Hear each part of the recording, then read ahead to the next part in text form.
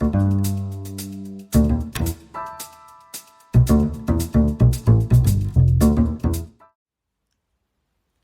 and welcome to my channel. This is Financial Freedom, and in today's video we will be talking about the basics of personal finance. So to start with, let's define personal finance. Personal finance is the management of one's money, including budgeting, saving, spending, investing and insuring, while taking into account external influences and risks which one experiences at different stages in the personal life cycle. And now you may be asking, why is any of this important to me and why should I care? To answer your question, you should mainly care because learning about the basics of personal finance is the first step in helping you achieve your financial goals. Personal finance teaches you how to budget and save. It helps you analyze your spending habits. It can teach you the basics you need to know about investing and insuring, which is all important when you're wanting to reach financial freedom. Now let's look at the 5 segments of personal finance in more detail.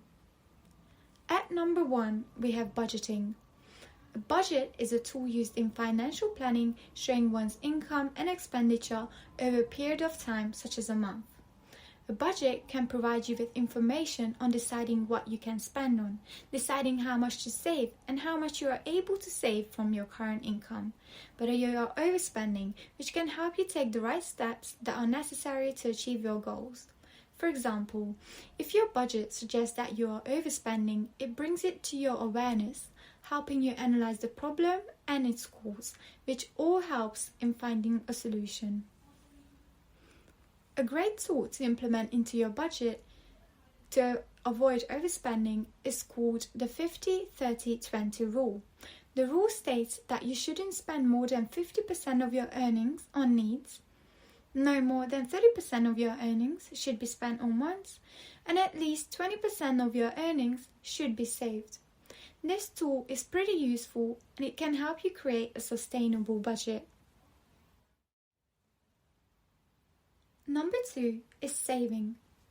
Savings are a very important part of personal finance because it has loads of benefits.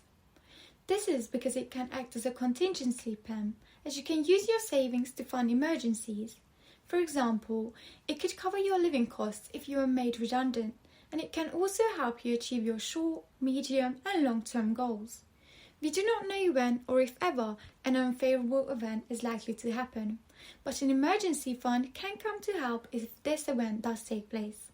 However, as much as an emergency fund can come in handy, 41% of Brits don't have enough savings to live for a month without an income.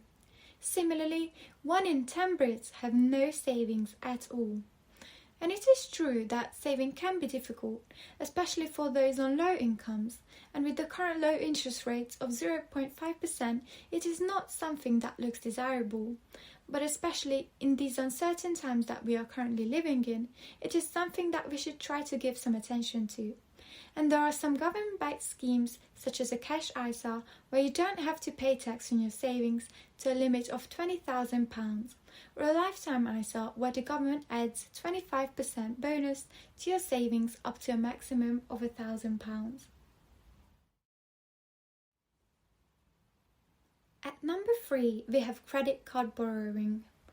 Credit cards can be a great way to increase your credit score, a measure of your financial health and a tool showing how likely you are to pay back debts, because it shows how creditworthy or trustworthy you are.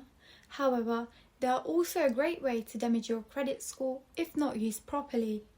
If you intend to boost your credit score with the use of a credit card, these are a few steps to take and a few things to keep in mind. Number 1. Pay at least the minimum payable amount on time. Number 2. Don't apply for too many credit cards. Number 3. Use less than 30% of your credit allowance. And number 4. Do avoid withdrawing cash from a credit card, as this incurs high interest rates. A potential benefit of credit cards could be that they allow you to get free money if you pay back the borrowed amount in full before the due date.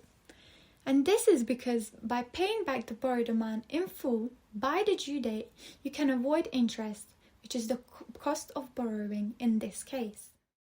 Moving on to number 4 is to try to avoid bad debt.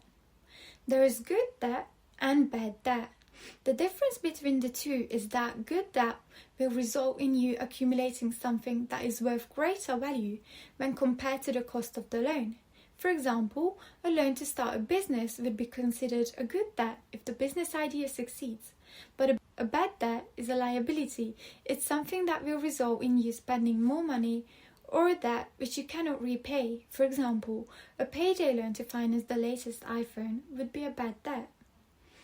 I have another useful tool for you called the 28-36 rule.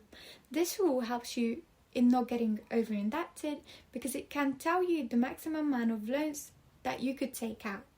So the rule states that 28% or less of your monthly income should be spent on housing expenses, which includes rent or mortgage payments and other home-related expenses, and no more than 36% of your monthly income should be spent on debts, including loans, credit cards or hire purchase, and any other loans.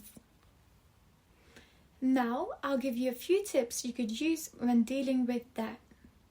Number 1. Always pay back your most expensive debt first.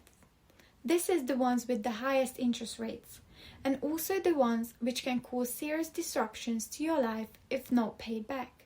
For example, mortgage arrears, which could cause you to lose your home, and other priority debts. Number 2. Try to increase your income and or decrease your expenditures. Number 3.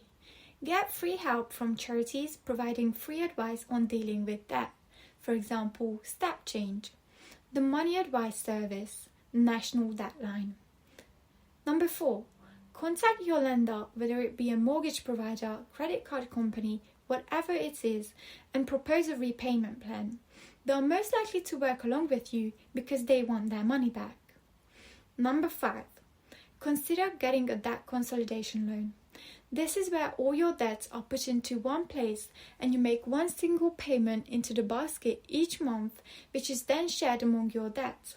But this shouldn't really be your first option. Number 6.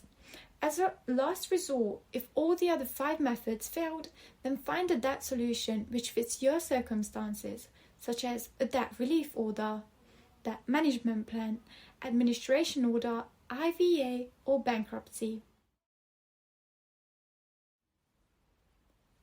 Last but not least is number 5, retirement.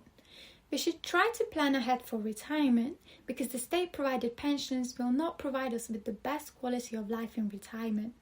Generally speaking, a couple should aim to save enough to have £25,000 a year in retirement for a comfortable lifestyle. But in general, you need 20 to 25 times your expenses in retirement. Therefore, if you spend £20,000 a year, you will need about £400,000 to £500,000 in savings for retirement. But the more you're able to save towards your retirement, the better position you will be in when the time comes to retire. Thank you for watching my video. I hope you enjoyed it, and if you did, give a like and subscribe. If you have any questions, don't hesitate to comment them down below, and see you next time. Bye bye.